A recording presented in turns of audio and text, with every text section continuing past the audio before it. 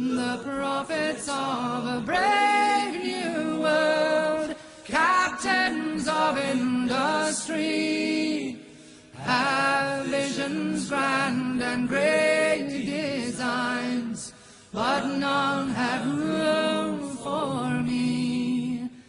They see a world where everyone is rich and smart and young, but if I live to see such things, too late for me they come.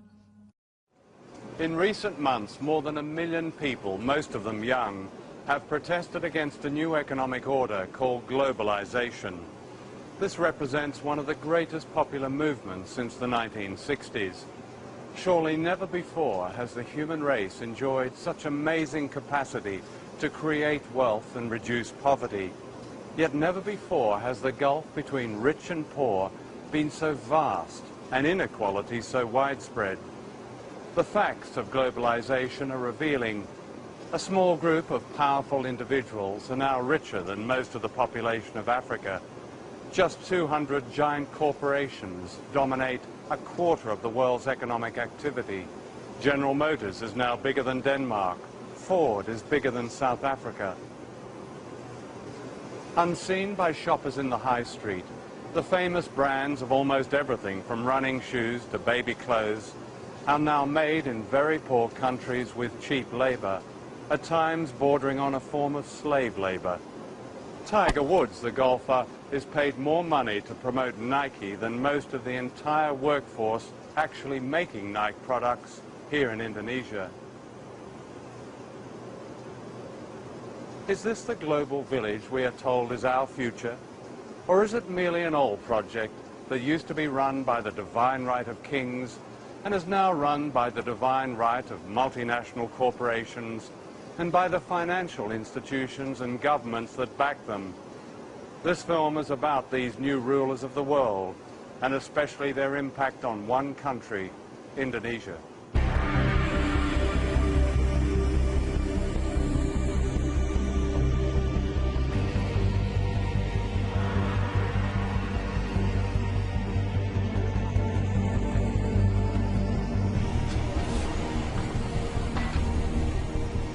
Indonesia is where the old imperialism meets the new.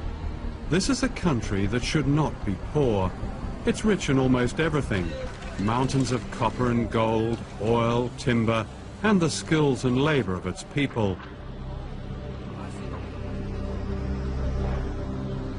Colonized by the Dutch in the 16th century, Indonesia was plundered by the West for hundreds of years, a debt that is yet to be paid back.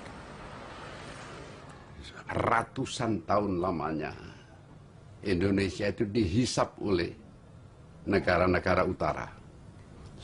Bukan hanya Indonesia, semua negara-negara kulit berwarna. Sehingga Barat menjadi kuat, menjadi makmur, menguasai keuangan dan perdagangan sampai sekarang. Nah, sekarang didikte oleh IMF, oleh Bank Dunia. Negeri yang begini kaya diubah menjadi negara pengemis sekarang, Indonesia. Karena tidak adanya karakter pada elit.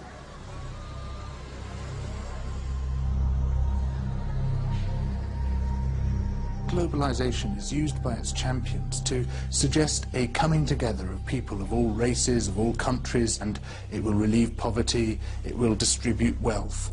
What we're actually seeing is precisely the opposite processes in train, that the poor are becoming markedly poorer, while the very wealthy are becoming staggeringly wealthy. And here are some of the staggeringly wealthy. This is a wedding in Jakarta of the Indonesian elite. Two merchant families are being united. 4 years ago, the World Bank called Indonesia a dynamic economic success, a model pupil of the global economy. Among the Versace dresses and diamonds are those who have reaped the benefits of the new global freedoms. Freedom to watch money make more money. In this respect, they could be any nationality. Outside this wedding, there's another world. In Indonesia, as many as 70 million people live in extreme poverty. We calculate that it would take an Indonesian worker, like one of the waiters serving here, 400 years to pay for this wedding reception.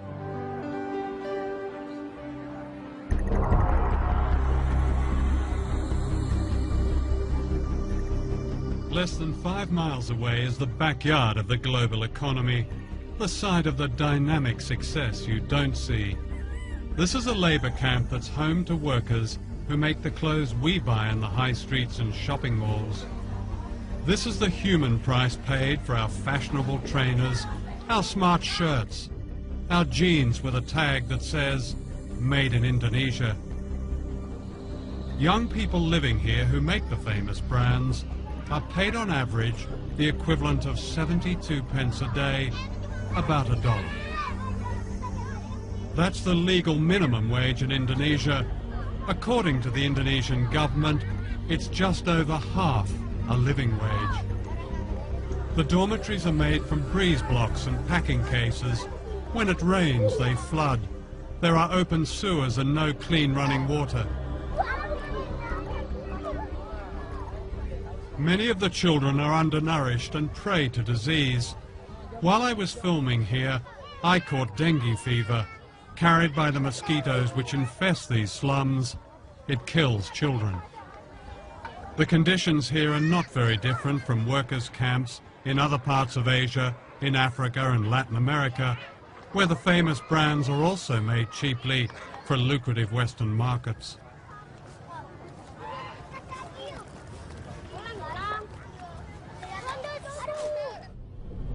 And this is where they work, in what is called an economic processing zone, which means a vast area of sweatshops. The factories may look modern, but once you step inside, you feel the claustrophobia of the workers, the sheer frenzy of their production, and you see their fatigue. Pilger. Posing as fashion buyers, we film secretly in this factory.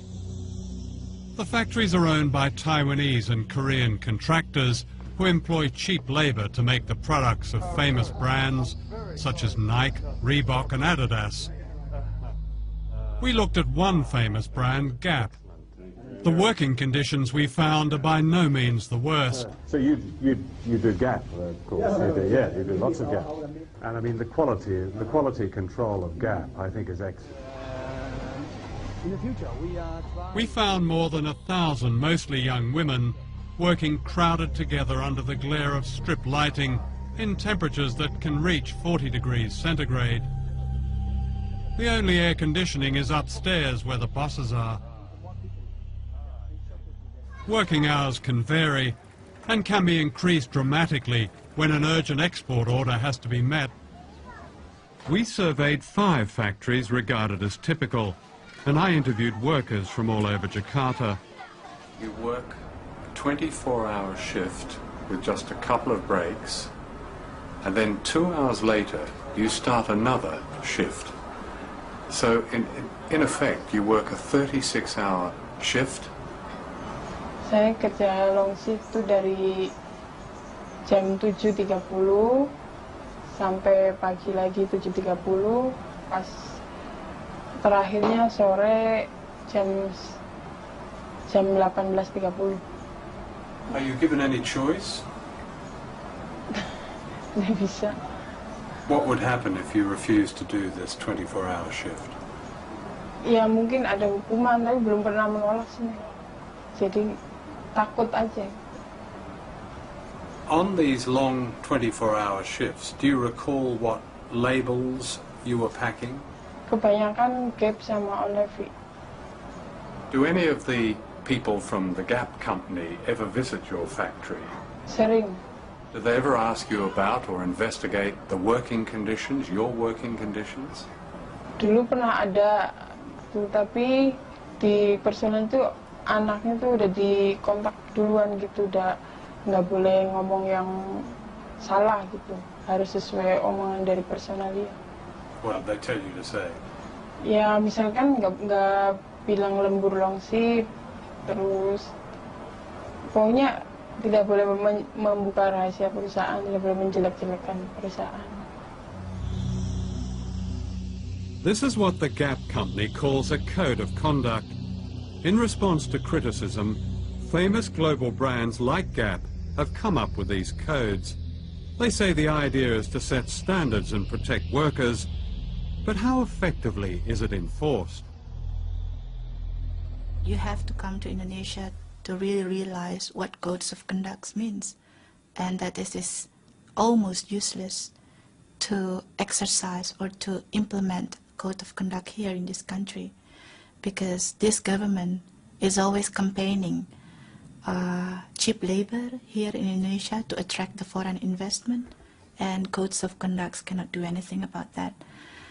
And because Indonesian workers is already very poor, and the rate of unemployment here is very, very high, so that people will work whatever kind of work they have, or how much they pay, they will still work. The Gap company stipulates a maximum working week of 60 hours. It says workers may refuse overtime without any threat of penalty. Are there people who do extraordinary shifts, like much more than 12 hours, even up to 24 hours? Ada kemarin QC juga ya, finishing itu dari jam 8 sampai jam 12 malam. Sampai jam 12 malam karena dengan alasan ini mesti diekspor. Kondisi mereka berdiri dari jam 8 sampai jam 12 itu berdiri, nggak ada duduk.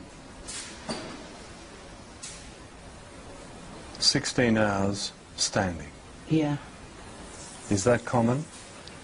Kalau ekspor yang ini, ekspor harus selesai targetannya tanggal sekian, mesti. Is the Gap Code of Conduct displayed in the factory? Pasang sama sekali, bahkan peraturan perusahaan pun tidak ada yang dipasang di tingkatan pabrik. Nggak ada. Nggak usah kode etik. Peraturan di dalam perusahaan itu nggak pernah dilihatin dengan kami, apalagi kode etik dari suatu barang. These boxer shorts were made in one of the factories we investigated. Before we left London, we bought a pair at a Gap store in Oxford Street for £8. Out of that £8, an Indonesian worker gets less than 4 pence. It's the same for running shoes that sell here for £100. Out of that £100, a worker gets around 40 pence. That wouldn't even buy the laces. Ya kami kaget, benar-benar ya.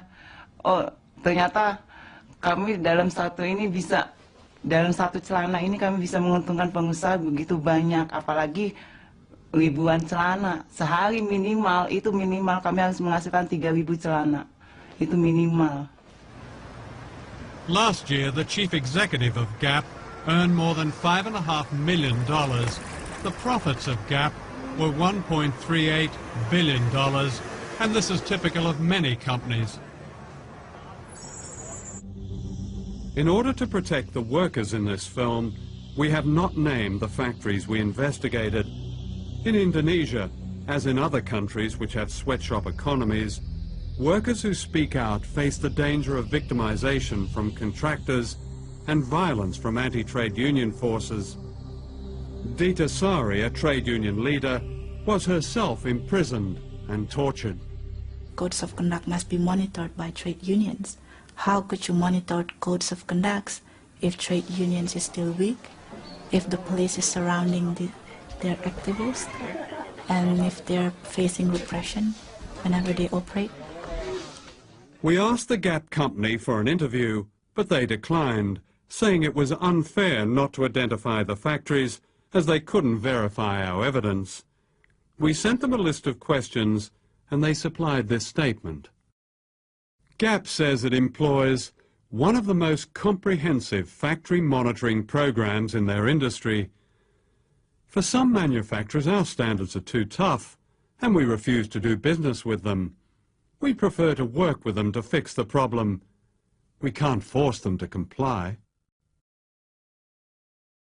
One of the things that we can do to take action in support of better conditions for people in developing countries is, when we buy anything, ask the retailer where this product comes from, under what conditions it's produced. Write to the company that made the product and say you want assurances that this comes from a factory that treats its workers well, that gives its workers rights to be able to form trade unions, etc. And these are some very basic ways in which we can act as informed consumers. I'm not afraid to bend my back. I'm not afraid of dirt. But how I fear the things I do for lack of honest work.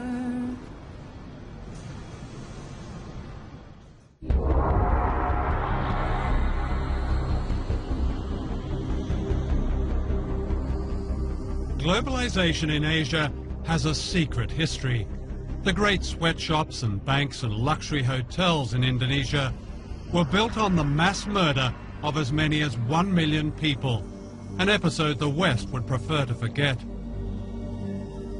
But many people here have not forgotten. In recent years, people all over the country have begun searching for the remains of loved ones murdered when General Suharto seized power in the mid-1960s, aided by the United States and Britain.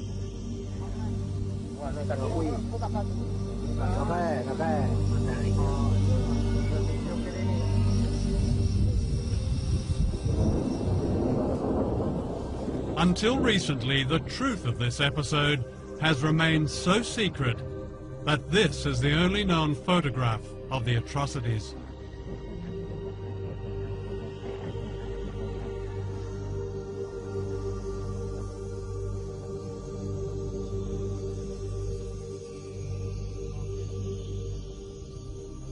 One day in early October 1965, a gang of thugs entered this school in Jakarta and beat to death the headmaster.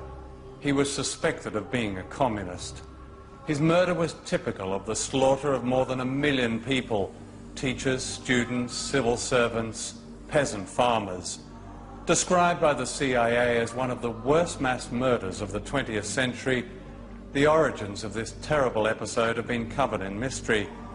Certainly it brought to power General Suharto, but what is now emerging is the extent to which he was secretly backed by the United States and Britain and by Western business leaders. Within a year of the bloodbath, Indonesia's economy was effectively redesigned in America, giving the West access to vast mineral wealth, markets and cheap labor, what President Nixon called the greatest prize in Asia. To Western business, the great value of General Suharto was that he succeeded in getting rid of the founder of modern Indonesia, Ahmed Sukarno, a nationalist who believed in economic independence for his people. He kept the great Western corporations out of Indonesia and threw out their agents, the World Bank and the International Monetary Fund. It was only when one of his generals, Suharto, seized power that the door was open to Asia's greatest prize. When the Suharto regime came in after the putsch, they were able to make a lot of the fact that they were calling the IMF and the World Bank back in. They were going to rescue them, you see, and British propaganda in particular made a lot of this. You know, the IMF was decent, and it was going to bring order, and everything was going to be lovely in the Indonesian garden. And as I say, a British diplomat still alive has said to me that was very much a part of the deal. Britain and the United States secretly conspired to back General Suharto. The American ambassador assured him that the US government is generally sympathetic with and admiring of what the army is doing.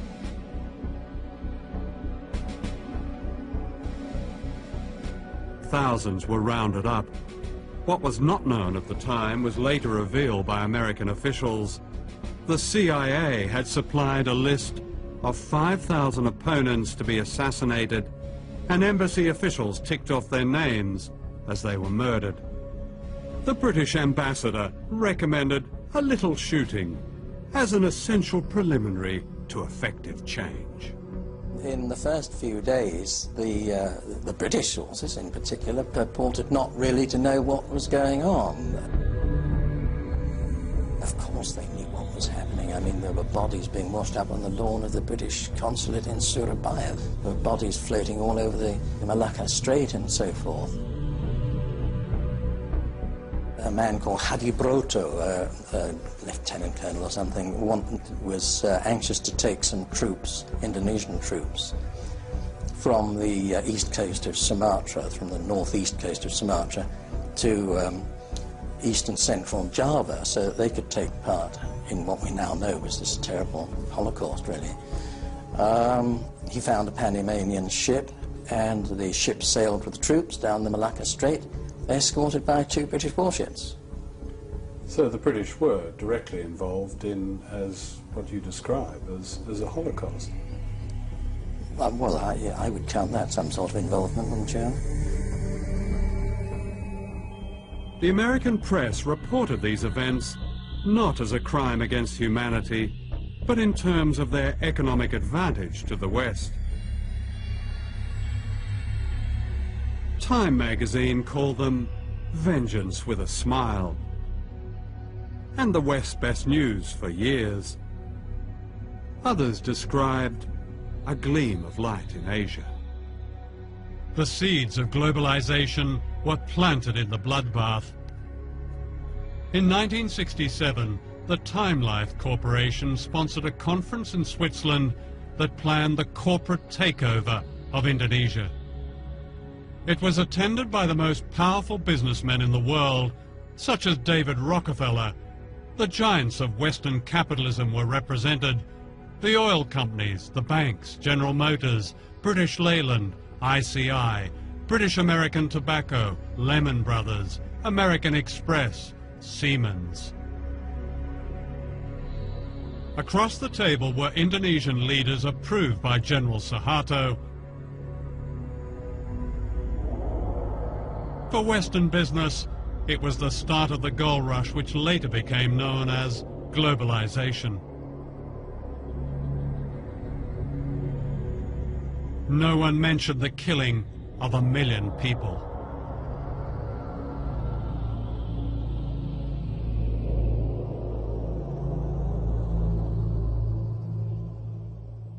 I've never, ever heard of a situation like this for any country, where global capital essentially holds a meeting with state and hammers out the conditions of their own entry into the country.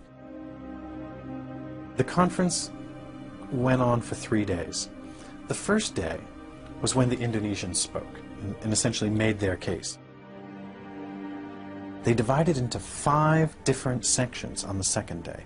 Sectoral meetings: mining in one room, food services, light industry in another, banking and finance in another. Chase Manhattan was there. And simultaneously, they hammered out policies that were going to be acceptable to these global investors on a sector-by-sector basis, with each of the people going around the table saying, this is what we need to see, this, this, this. And they basically designed the legal infrastructure for investment in Indonesia.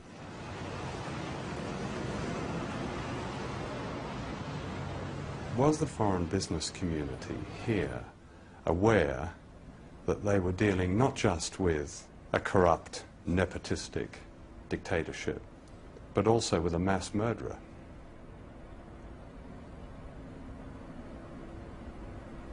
That's a very general question. Well, no, it's quite specific, actually. I mean, mass murder is mass murder.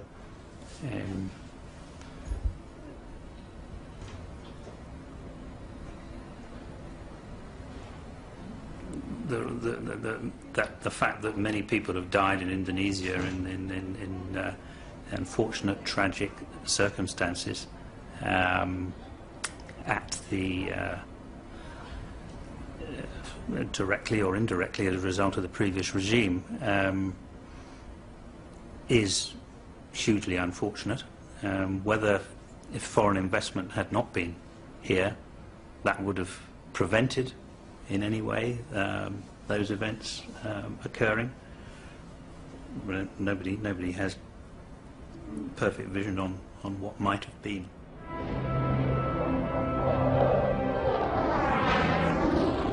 Globalization began in Britain in the 1980s when Margaret Thatcher dismantled much of manufacturing and poured millions of pounds into building up the arms industry.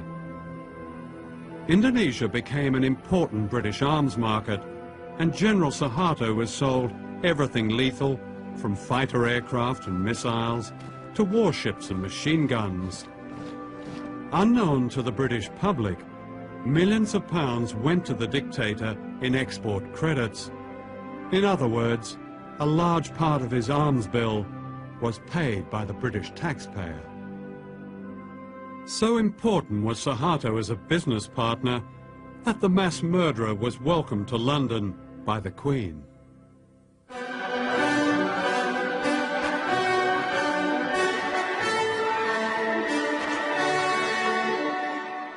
Who are the new rulers of the world? Their empire today is greater than the British Empire ever was. This is the center of this new empire, all within a square mile in Washington. Down the road from the White House and the US Treasury is the World Bank and the International Monetary Fund.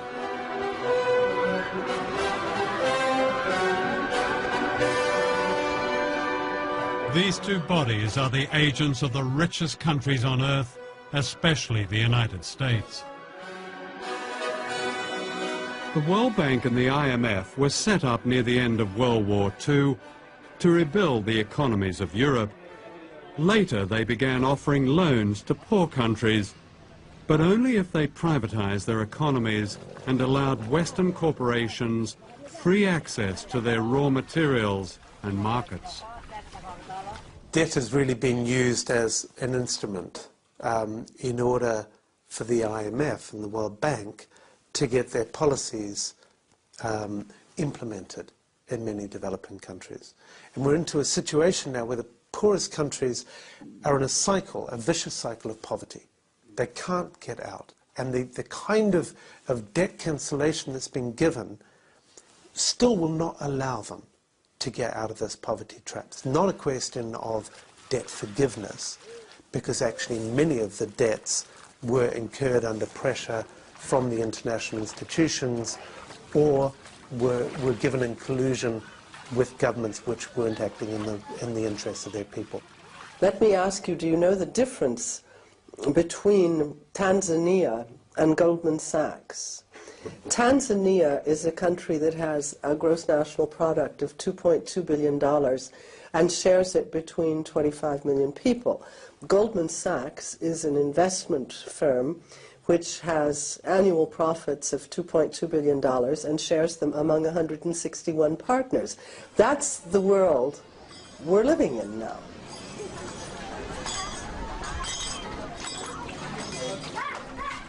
The World Bank says its aim is to help poor people, promoting what it calls global development. It's an ingenious system, a kind of socialism for the rich and capitalism for the poor. The rich get richer on running up debt, cheap labor, and paying as little tax as possible, while the poor get poorer as their jobs and public services are cut back in order to pay just the interest on debt owed by their governments to the World Bank. Here in Indonesia, where most people are poor, the handouts to the rich have been extraordinary, to say the least. Internal documents of the World Bank confirm that up to a third of the bank's loans to the dictatorship of General Suharto went into the pockets of his cronies and corrupt officials. That's around $8 billion.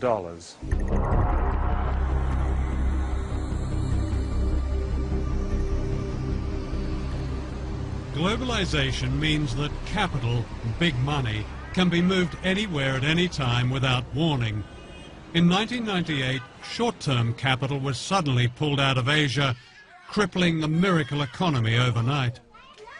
When the Indonesian rupiah collapsed from being roughly 2,500 rupiah to the dollar to being what it is now, 10,000 rupiah to the dollar, the costs to for each Indonesian laborer was cut to 25% of what it had been. And Nike got a great discount on Indonesian labor as a result, and did not unilaterally raise Indonesian wages to the same standard they had been prior to the devaluation of the rupiah. With the economy collapsed and Indonesia on the verge of revolution, Suharto was forced to step down, having already stolen an estimated $15 billion. During his reign of more than 30 years, Suharto had handed out public utilities to his family and cronies. They owned most of the national power grid. Nothing was overlooked, from TV stations to a monopoly on taxis. Driving from Jakarta Airport, you even paid a toll to Suharto's daughter. These unfinished buildings are monuments to corruption on a scale unheard of in modern Asia, to what the World Bank called the miracle economy. The bank presents itself as an economic development agency focused on the reduction of poverty. But in fact, the bank operated during the entire Cold War as an institution that distributed resources to mostly authoritarian regimes in the Third World that supported the West in the Cold War. So you had the irony of the West claiming that what they were defending in the Cold War was democracy and a certain vision of freedom, but doing so by upholding dictatorships like Indonesia around the world. What they did was they had plenty of projects, some of which surely were valuable, many of which were not. Every one of these projects, from the Indonesian government officials' point of view, was an opportunity to skim, to live a luxurious life, and the accumulated theft over the course of Suharto's new order, roughly 3 decades, was $10 billion that's unaccounted for, out of a total of about $30 billion that was loaned. And when I said to the Auditor General of the World Bank, what if a group of Indonesian citizens or even the government were to challenge the World Bank in the World Court over this loss of money? The citizens who bear the burden of this debt never got the money. Why should it still sit on their shoulders to be repaid? And his response was, we would be bankrupted. And I said, why? And he said, because this has gone on the world over. I went to Washington to interview the chief economist of the World Bank, Nicholas Stern. I asked him to explain how almost 30% of World Bank loans to Indonesia had been lost or stolen. We simply don't know what that number is. Here's your own internal report, August 97. I quote, we estimate that at least 20 to 30% of Government of Indonesia development budget funds are diverted through informal payments to government staff and politicians. That number was plucked out of the air. Lots of times we have to guess with numbers, and the person who wrote that was guessing. Somebody comes up with a number and it gets recycled. But a lot of money. I don't want to dismiss the issue. Just let's not get hung up on one figure, which isn't a particularly hard no, figure. but I mean, if it's a third of what the World Bank has put into one country... No, then it's a serious question. When you have a loan, there's a lender and a borrower, and they share the responsibility in some way. There's a strong case that has been made by people who have seen this evidence that the World Bank was duped by the Suharto regime, claiming that poverty had dropped to 30 million, and in fact poverty was around about 60 million. Let's talk about the harder figures. The income poverty figures are always the most difficult ones to get your hands on. But I think the illiteracy figures in the infant mortality figures are in this case probably more reliable. And there was some progress during that 30-year period, significant progress, I mean cutting literacy by half and so on. That's a very important step forward, so let's not lose sight of that. In 1997, the World Bank described the economy under Suharto in a famous report as absolutely dynamic, doing everything right, terrific, brilliant. You know, by that time, the whole Asian thing had already started to collapse. It wasn't until the following year that the World Bank, for the first time in 30 years, had anything to say about a regime that is guilty of mass murder? Why was there such a silence that seemed to a lot of people simply to be complicity with this murderous dictatorship? I think if we look back on our analysis of the economy and the politics at the time, we got a number of things wrong, and we have to understand that. We're going to get things wrong again. Not so many people called the Asian crisis before it happened. We failed, along with That's your job, though, isn't it? You're all economists with fantastic degrees and brilliant backgrounds, and how can you get that wrong? We're going to get it wrong some of the time. I think non-economists get it wrong a lot more often than economists. But this isn't a precise game, and there are going to be a number of occasions in the future where we get things wrong too. So globalization creates debts, and debts creates misery, creates unemployment, creates the crisis, creates privatization, a lot of state enterprise being privatized. So people will have to pay more to have an access for instance, like health, education. So it's not natural. Debts is not natural. It's designed. So in effect, the money stolen by the Suharto family is being repaid. Yeah. By us, by the children.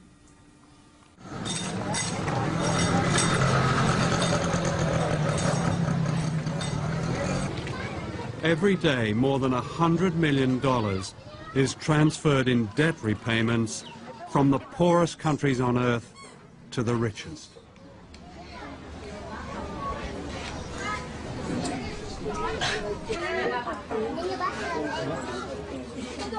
The poverty of families like this is paying off Indonesia's huge debt.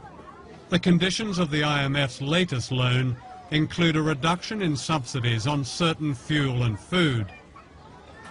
Half this man's monthly wage of less than £40 goes on medical treatment for his children who suffer from a serious blood disorder. As prices go up, he cannot even afford the special drugs that keep them alive. Keadaan anak saya yaitu yang pertama, dia menderita sakit. Jadi tiap bulan dia harus transfusi darah. Jadi kalau seandainya nggak transfusi darah, dia tiap akhir bulan itu pucat. Kayak sekarang contohnya, bibirnya udah pada putih dua-duanya. Jadi akhir bulan itu mesti harus transfusi darah. Itu udah pasti. Pusingnya bukan kepalang. Ya kalau seandainya saya sakit gitu nggak bisa masuk kerja, ya udah apa boleh buat. Paling kita bisa cari pinjaman buat berobat anak gitu. Nanti setelah kita kerja lagi baru kita bayar gitu. Kita cicil. Udah mandi kok masih.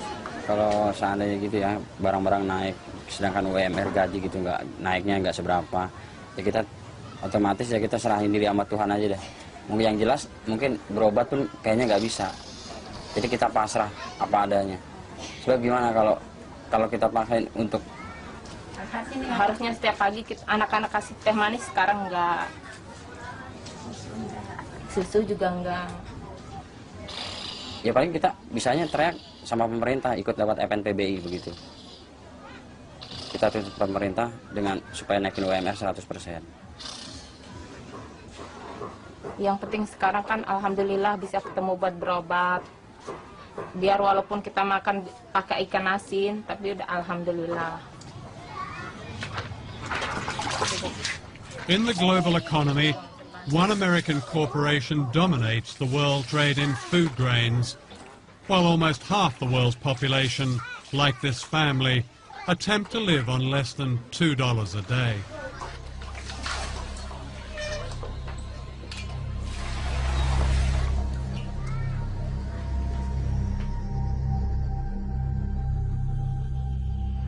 What do you say to those 17 million people who called for a complete, and I repeat, complete cancellation of debt as the only way to lift the huge number of poor people in the world out of poverty? I'd say two things. First, what will lift people out of poverty is not cancelling their debt, but what policies their countries pursue, whether they educate poor people, whether they give them health. And so the question, and then what sort of economies they try to run. Do they integrate them into the world economy, or do they run corrupt economies? Those are the primary determinants of how well countries will do. That is the answer to what determines whether people get out of poverty. It can be done. It has been done. Should we cancel the debt? Cancelling debt is one way of giving resources to poor countries. Mm-hmm. What I'd like to see is a much greater flow of resources to poor countries. I'd like to see the markets of the industrialized countries opened so that these countries, where people are poor and can produce agriculture, are able to export. That's what will get them out of poverty. The statement, debt relief is the only thing that will get them out of poverty, is wrong. It would help, provided it is accompanied by a whole set of other measures. But surely debt, even in one's own life, and especially a poor person's life, is the greatest cause of real poverty. No. And when you have a country devoting half its budget to paying off a debt, when you have the poorest countries in the world sending out millions of dollars into the rich world, surely as a priority that debt has to be either relieved substantially or go altogether. Doesn't that make it just seems common sense to me if I got that wrong? Yeah, you've got it wrong. Oh. Let me explain. Okay. First of all, you are indebted and I am indebted. And I would not be better off if I asked somebody to come and cancel my debt, because I'd never be able to borrow again. And debt is a normal way of borrowing in order to do things, purchase goods, invest, when you don't have the resources, and they'll generate an income and you'll repay. So the notion that all debt should be cancelled is a bad one. Financial systems operate on the basis of debt that is paid. The Human Rights Commission of the United Nations, in a very comprehensive report, said, and I quote, "The institutions of globalization have yet to seriously address the issue of human rights in a democratic fashion. Globalization has caused global conditions of inequality and discrimination." What's your response to that? I simply can't respond because I have no idea what evidence they're referring to. Globalization has caused discrimination? I'd have thought it was the opposite. I'd have thought that... No, for instance, they singled out workers in third world economic processing zones. Again, part of a prescription, may not be IMF prescription, but certainly part of a global prescription, in which it said these workers were prey for exploitation, and because unemployment, for instance, they mentioned Indonesia, had been forced down by the so-called economic crisis of the late 90s, their human rights were lost. No, Indonesia grew as a result of integrating into the global economy from the 60s on. And incomes in Indonesia rose. It was a dictatorship. Some of their rights were suppressed, and it was a very bad dictatorship. Excuse me, Mr. Fisherman, as you say, some of their rights were repressed. A third of the population of East Timor died or were killed under the Suharto regime. What are you asking me that question for? Do you think we supported the Suharto regime? Well, don't be ridiculous. Well, did you speak out against it? Did your institution, the IMF, speak out? The World Bank didn't.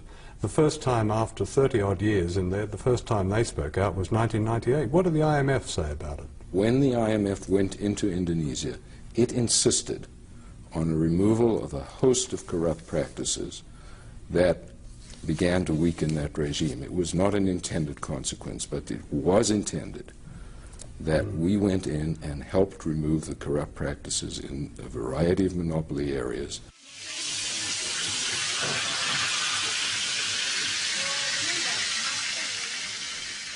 And because now the government, as recommended by the IMF, has already cutting off a lot of subsidies, not only oil and electricity, but also water and education and subsidies and agriculture.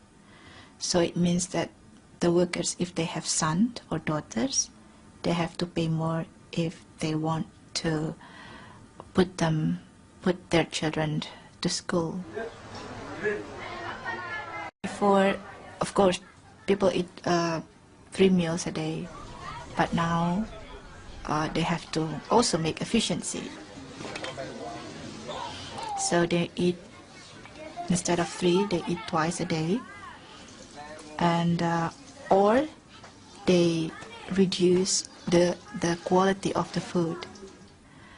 So that's why maybe the level of productivity is getting lower, because people are getting poor and getting tired, and if you are tired, you cannot work properly.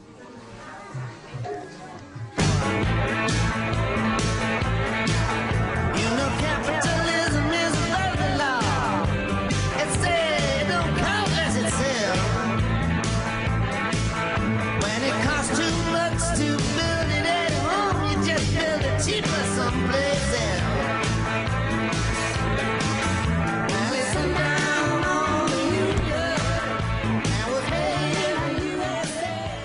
2 years ago, thousands of protesters from all over the world converged on the American city of Seattle, where the World Trade Organization was meeting. This was news because it happened in America. And yet throughout the world, in Africa, Latin America, Asia, a deeper movement against globalization has been growing for years, but this is not considered news. On every continent, millions of ordinary people have protested against the power of the IMF and the World Bank and the imposition of Western power. People have marched and petitioned against privatization, against selling off their water, against turning their farms into suppliers for the dinner tables of the rich. Now the protests have spread to Western countries, from Seattle to Melbourne, London to Genoa. The coverage of these events follows a pattern. It seems it's only news when there's violence, even when the great majority of the protesters are peaceful. In contrast, the violence of the economic policies they are protesting about is seldom news. In the weeks and days leading up to May Day in London, the police and the government orchestrated a propaganda campaign. The aim clearly was to alienate the public from the demonstrators by representing them collectively as violent and by suppressing the very issues that have public support. The limits of tolerance are passed when protesters, in the name of some spurious cause, seek to inflict fear, terror, violence and criminal damage on our people and property. To Tony Blair, the rich getting richer and the poor getting poorer is a spurious cause. When May Day came, 6,000 police turned part of London's West End into a giant detention camp. I think the issue of violence, which we're constantly asked about, is our main way in. I think that the key to these things is actually getting mass amounts of people involved, because the media will put one point of view across time and time again, you know, the mindless hooligan side. But when you think about the mass redundancies, the poverty, the starvation, the literal raping of a country through third world debt and what have you, that is violence on a huge scale. It's genocide. The newest ruler of the world is the World Trade Organization based in Geneva. The Economist magazine calls it an embryo world government, and yet no one has voted for it. The effect of its policies make it illegal for governments to hinder the profits of big business. This is known as free trade. If there's one feature about the global economy, it's the companies have globalized. But we haven't regulated the global companies. And that's the change that we've got to put into this international system if we're ever going to get rules that are fairer to workers, fairer to the world's poor, fairer to all of those who are affected by this international production system. People can't stand by, they can't be spectators when we're faced with forces like this. They join this movement and the movement starts to gather momentum. Already we've had some extraordinary successes.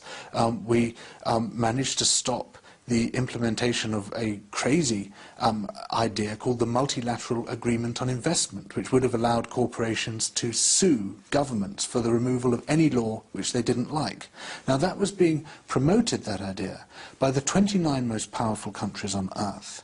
It was being promoted by all the major multinational corporations and all the big institutions such as the World Trade Organization. And a ragged band of dissenters around the world managed to stop it. We beat them. And if we can beat that, we can beat anything. What is with the people is the fact that the corporations and the superpower are using more and more fabricated propaganda. People can now see through the spin. People know they cannot believe anymore what is said. And the people are starting to withdraw their support.